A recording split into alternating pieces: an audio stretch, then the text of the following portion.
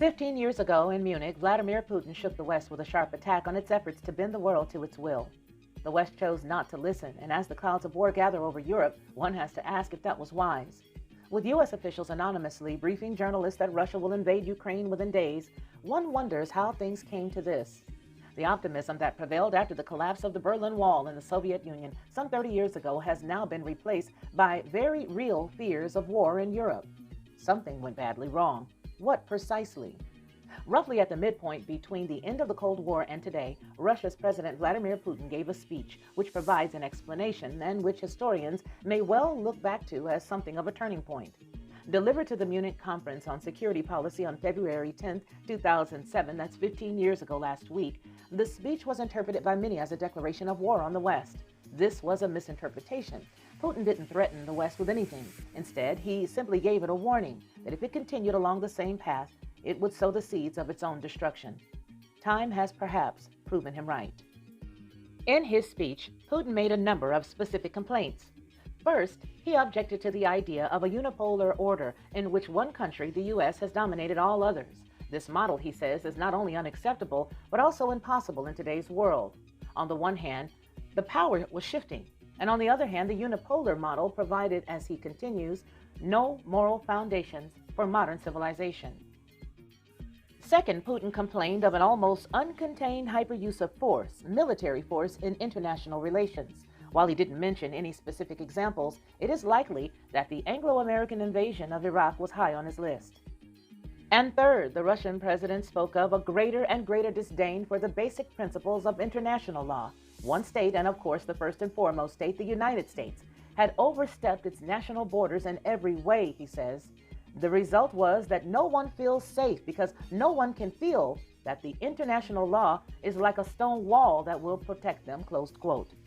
These complaints have formed the basis of the Russian foreign policy discourse ever since, with similar statements cropping up time and again in speeches and official documents. Anybody who had been paying attention at Munich 15 years ago should not have been surprised by subsequent Russian behavior, as Putin had laid out his objectives very clearly.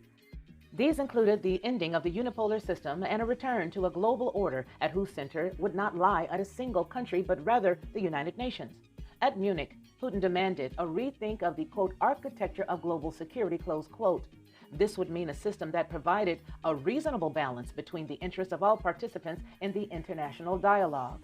The use of force, he says, should be a really exceptional measure, and the only mechanism that can make decisions about using military force as a last resort is the Charter of the United Nations, closed quote.